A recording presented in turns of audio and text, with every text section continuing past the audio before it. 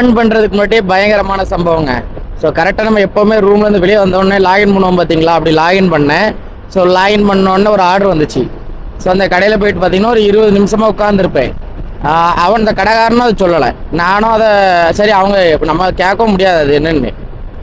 அப்போ ஒரு 20 நிமிஷம் கழித்து ஒரு பெரிய பாக்ஸ் தரான், பெரிய பாக்ஸில் சாப்பாடு. அப்போ நான் சொல்கிறேன், நான் பைக்கில் வந்திருக்கேன், எப்படி இதை உள்ளே வைக்க முடியும் அப்படின்னு. ஐயோ சாரி நான் சொல்லலை அப்படிங்க. உடனே அப்புறம் ஹேங்கருக்கு மெசேஜ் பண்ணி கம்ப்ளைண்ட் பண்ணி கேன்சல் பண்ணியாச்சு. ஆட்டோமேட்டிக்காக அவங்களே கேன்சல் பண்ணிடுவாங்க. பண்ணிவிட்டு வெளியே வரல, திருப்பி அதே ஆர்டரு. சரிங்களா, நான் லொக்கேஷனை கவனிக்கல, மக்ளூபா அதே சேம் ஆர்டர் அப்படிங்கும்போது நான் அக்செப்ட் பண்ணிட்டேன். உள்ளே போய் பார்த்தா அதே நம்பரு அதே லொக்கேஷன். திரும்ப அவங்களுக்கு நான் மெசேஜ் பண்ணி இப்படி சேம் ஆர்டர் தந்திருக்கீங்க, திரும்பியும் இது பைக் கொண்டு போக முடியாது அப்படின்னு நான் சொன்னேன், கம்ப்ளைண்ட்டில் ரைஸ் பண்ணேன். உடனே அவன் ஓகே நான் புரிஞ்சுக்கிட்டேன், ஆனால் உனக்கு ஒரு 1/4 மணி நேரம் நான் பிரேக் தந்துடுறேன் அப்படின்னு சொல்லிட்டு ஒரு 1/4 மணி நேரம் பிரேக் தந்துட்டான். ஸோ இந்த 1/4 மணி நேரம் நம்ம இந்த வெயிலில் எங்கே நிற்க முடியாது. அதனால் நம்ம எங்கே போகிறோன்னா இங்கே போகிறோம், எங்கே கிச்சன் பார்க் போகிறோம். கிச்சன் பார்க்கில் ஆர்டர் வரும், இப்படி தான் ஸ்வங்கின்னு போகணும். ஓகே, நல்ல பிள்ளை.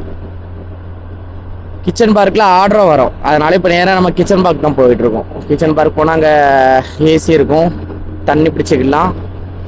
அதேமாதிரி பார்த்தீங்கன்னா ஆர்டர் வரும். ஸோ ஒரு கஷ்டம் வந்துச்சுன்னா கண்டிப்பாக ஒரு லாபம் இருக்கும், ஒரு நல்லது நடக்கும் அப்படிம்பாங்க. கரெக்டாக? ஸோ நம்ம எங்கள் வீட்டிலலாம் சொல்லுவாங்க, இப்போ கஷ்டம் இருக்குன்னா நம்ம பிறகு ஒரு லாபம் ஒரு நல்லது நடக்கும் அப்படிம்பாங்க. ஸோ எனக்கு இப்போ ஒரு நல்லது நடந்திருக்கு, நான் அதை உங்ககிட்ட கண்டிப்பாக ஷேர் பண்ணணுன்னு ஆசைப்பட்றேன். ஒரே நிமிஷங்க, காரமோ லாக் எடுத்துக்கிட்டு போட்டு. ஐயோ கன்ஃபார்ம் பிக்கப்பே பண்ணலையா கடையிலேருந்து.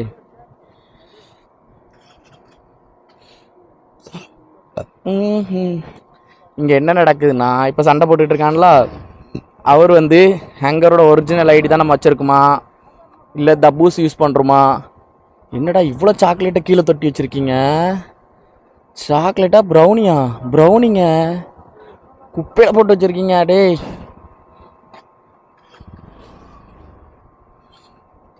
யாய், டெய்லி இதில் மாட்டிக்கிடுறேன். எவனோ வேனுக்குன்னு நம்மளை பின்னால் விட மாட்டேங்கான்.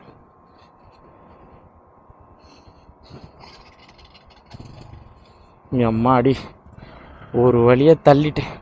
டேய் நீ இப்படி போவான்னு தெரிஞ்சிருந்தா நான் சின்ன வயசுல இருந்த ஒரு ஆசைன்னா பெரிய ஆசை ஒரு பொருள் மேல. அதான் என் லைஃபோட டார்கெட்.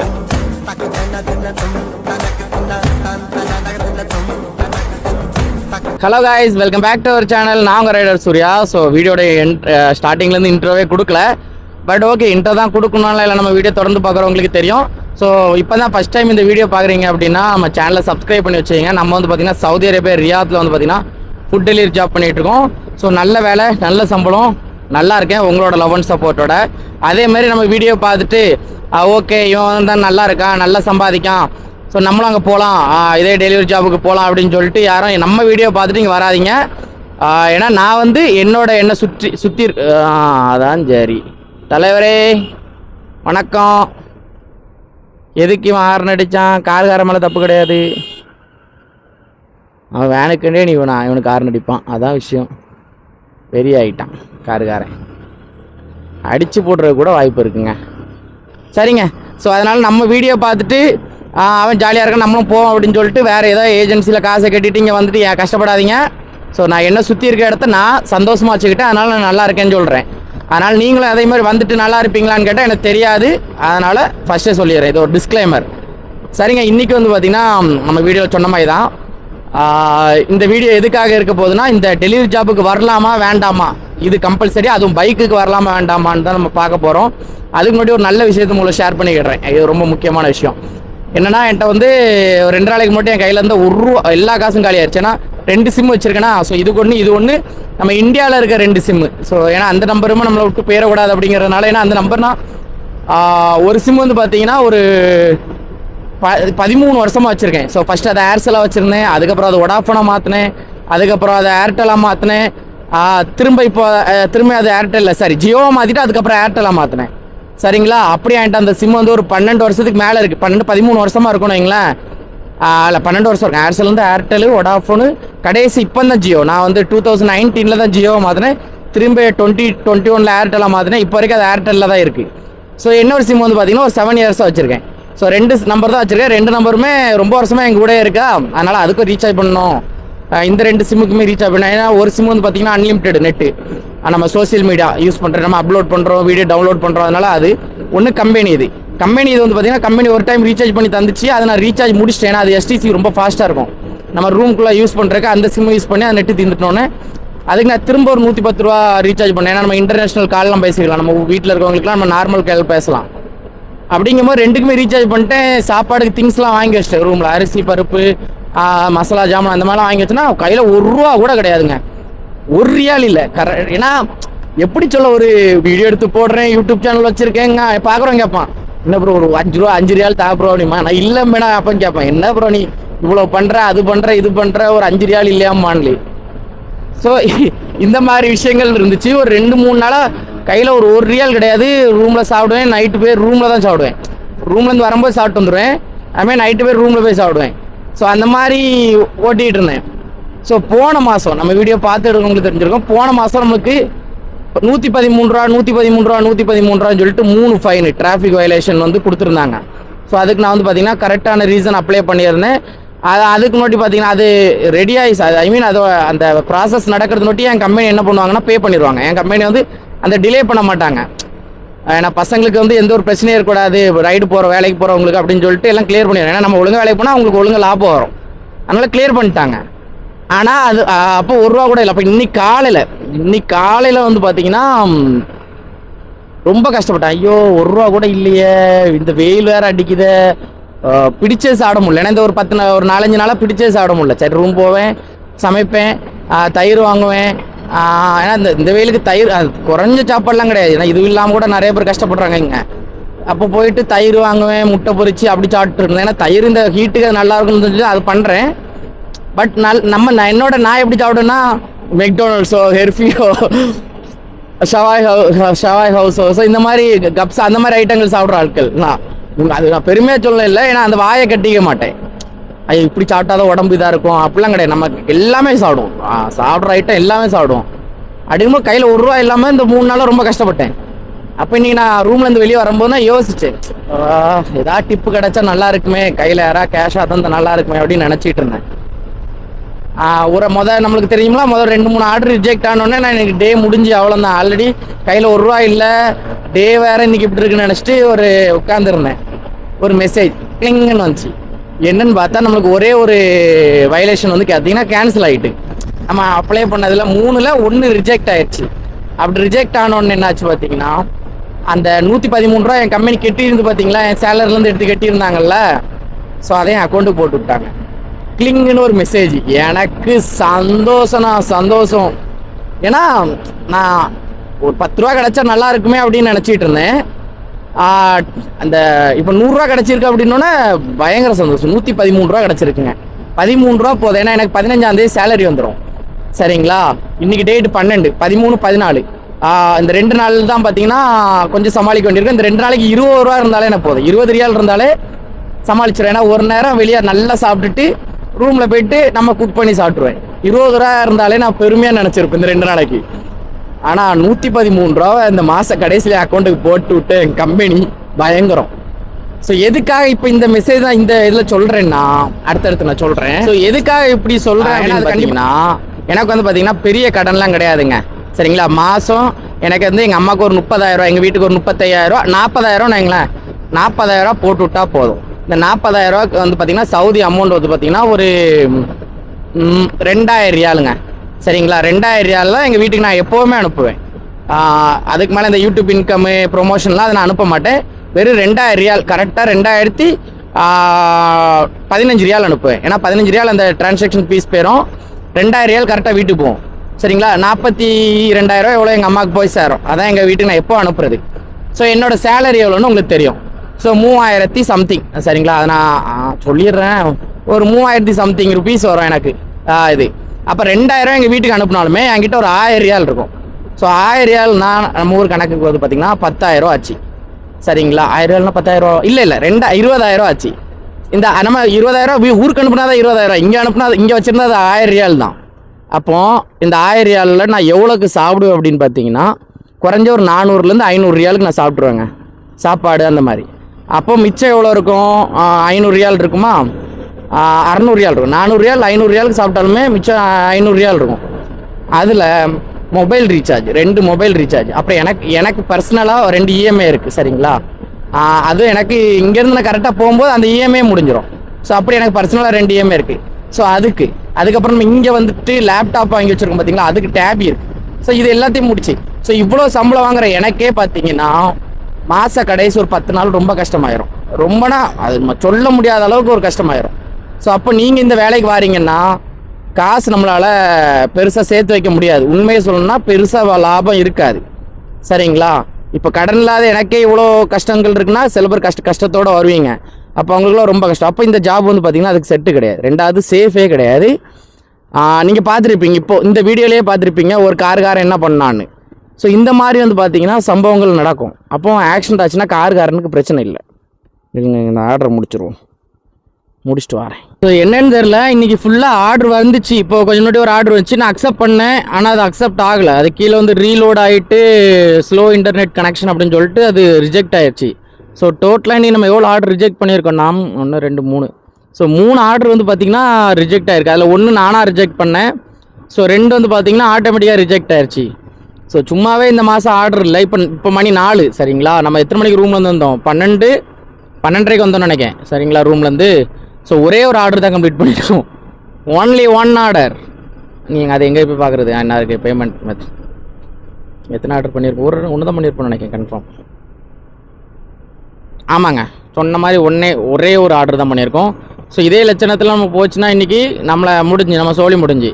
ஸோ அதனால் இப்போ நம்ம வந்து சிட்டிக்குள்ளே போயிட்டு கொஞ்சம் ஆர்டரை கலெக்ட் பண்ணிட்டு அதுக்கப்புறம் மேலே போய் எங்கேயா உட்காந்துருவோம்.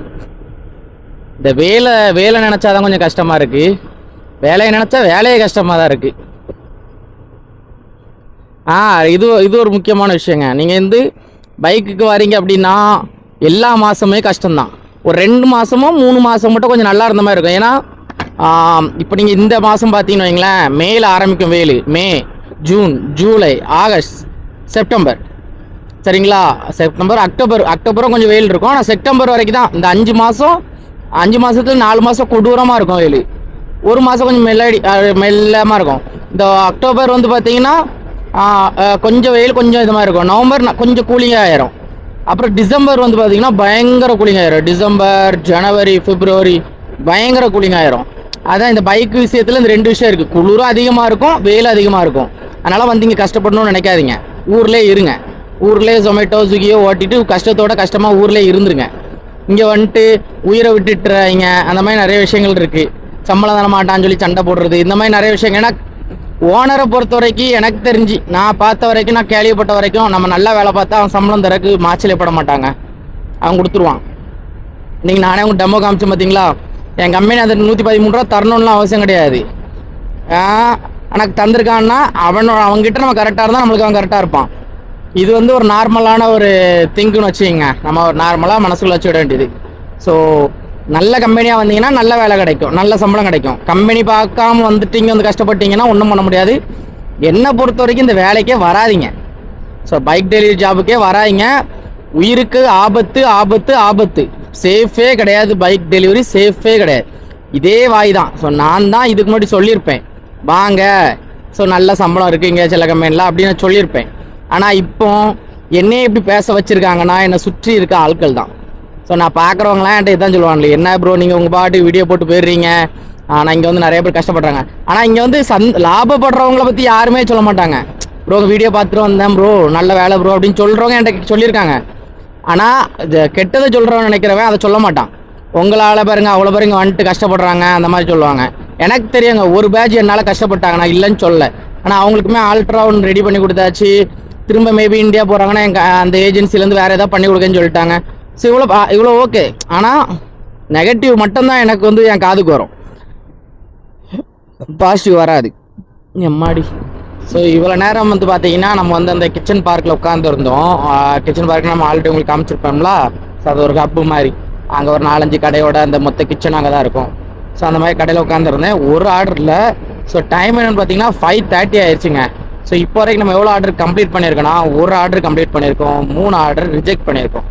ஸோ இன்னையோட நாள் ஆர்டர் வேலையை பொறுத்த வரைக்கும் 0. ஸோ என்னோட ஹாப்பினஸை பொறுத்த வரைக்கும் அது 100+ இருக்குங்க. ஸோ ஒரு நாள் ஆர்டர் கம்மியாக ஆகிறதுனால நம்மளுக்கு ஒன்றும் பெருசாக போகிறதில்ல. பட் இன்றைக்கி நம்மளுக்கு சூப்பராக ஒன்று கிடச்சிருக்கு, நம்மளுக்கு ஒரு அனுபவம் கிடச்சிருக்கு அப்படிங்கும்போது அது சூப்பர். ஸோ பட் இருந்தாலும் நம்ம இன்றைக்கி ஒரு அட்லீஸ்ட் ஒரு 10 ஆர்டருக்கு மேலேயாவது பண்ணோம்.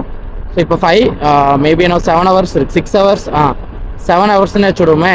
7 ஹவர்ஸில் ஒரு 7 ஆர்டர்னாலுமே 8 ஆர்டர் தான் ஆச்சு. ஒரு 10 ஆர்டர் வேணும். ஸோ அந்த 10 ஆர்டருக்கு என்னென்ன பண்ண முடியுமோ அதெல்லாம் நம்ம இன்றைக்கி பண்ணி ஆர்டர் எடுக்கிறோம், பார்க்கலாம். ஸோ 2வது ஆர்டர் வந்துருச்சு, மேலே இருக்கு 5:55க்கு வந்துச்சுங்க. ஸோ ரெடி ஆயிடுச்சு. நம்ம இதில் யூட்டன் போட்டு போய் வாங்கிட்டு போய் கொடுக்க வேண்டியதான், பக்கத்தில் தான் அதுவும். ஸோ இந்த மாதிரி கொஞ்சம் வேகமாக ஆர்டர் வந்துச்சுன்னு வைங்களேன், நைட்டு 12 மணிக்குள்ளே எப்படியும் நம்ம ஒரு 10-11 ஆர்டர் எடுத்துடலான்னு நம்புகிறேன், பார்ப்போம்.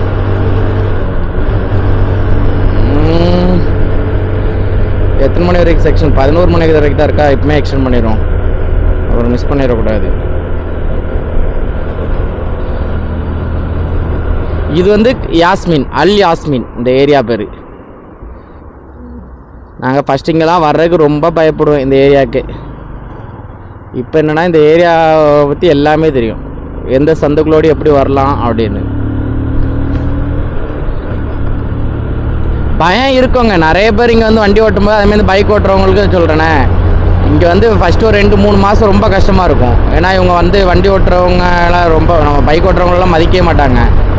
அதுதான் 2-3 மாதம் ரொம்பனா இருக்கிறதே ரொம்ப கஷ்டமாக இருக்கும். எப்படி ஓட்டணும்னு தெரியாது நம்மளுக்கு. ஊரில் நம்ம எவ்வளோ பெரிய ரைடராகவே இருக்கலாம், ஊரில் நீங்கள் ஒரு 10 வாட்டி லடாக் போயிட்டு வந்திருக்கலாம், ஒரு 5 தடவை இன்டர்நேஷ்னல் ட்ரிப் போயிட்டு வந்திருக்கலாம், இந்தியா ட்ரிப் போயிட்டு வந்திருக்கலாம். பட் இங்கே வந்து கொஞ்சம் டிஃப்ரெண்ட் தான். என்னதான் ஒரு பெரிய ஆளாகவே இருந்தாலும் இது மொத்தத்தில் செருப்பாலே அடித்த மாதிரி அடிச்சுட்டு உட்கார்ல அமைதியாக 0லேருந்து ஆரம்பில அந்த மாதிரி கொண்டு வந்துடும்.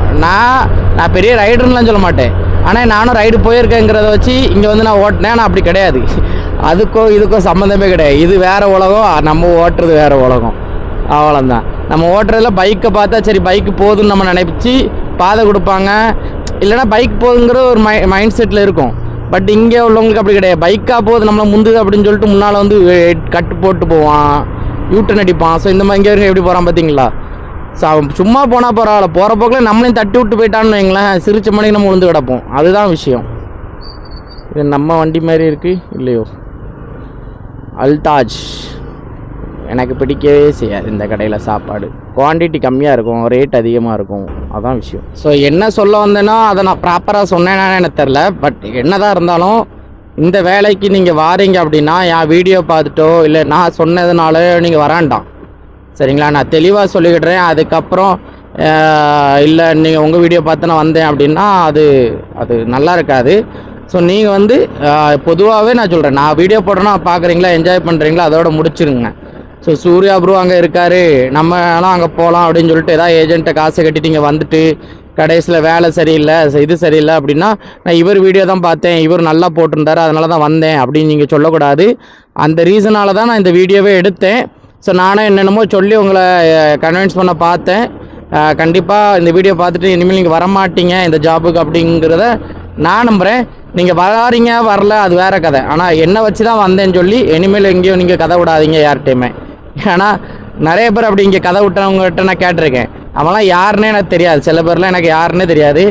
அவர் கேட்டால் அவன் வீடியோ பார்த்து நான் வந்தேன் அப்படின்ட்டுருவாங்க. அதனால் என் வீடியோ பார்க்குறீங்களா, என்ஜாய் பண்ணுங்கள், தெரிஞ்சுக்கிங்க. ஆனால் என் வீடியோ பார்த்தா இங்கே வந்தேன்னு சொல்லி வராதிங்க. என் கம்பெனி இருக்கிற மாதிரி எல்லா கம்பெனியும் இருக்காது, நான் தெளிவாக சொல்லிக்கிடுறேன். எங்கே போகிறான், எதுக்கு வந்தான், சரி ஓகேங்க. நம்ம நாளைக்கு ஒரு நல்ல வீடியோவில் பார்க்கலாம். நாளைக்கு ஒரு ஜாப் வேகன்சி வீடியோ இருக்குது, பட் அது எதுக்கான வீடியோன்னு நான் நாளைக்கு சொல்கிறேன் உங்களுக்கு.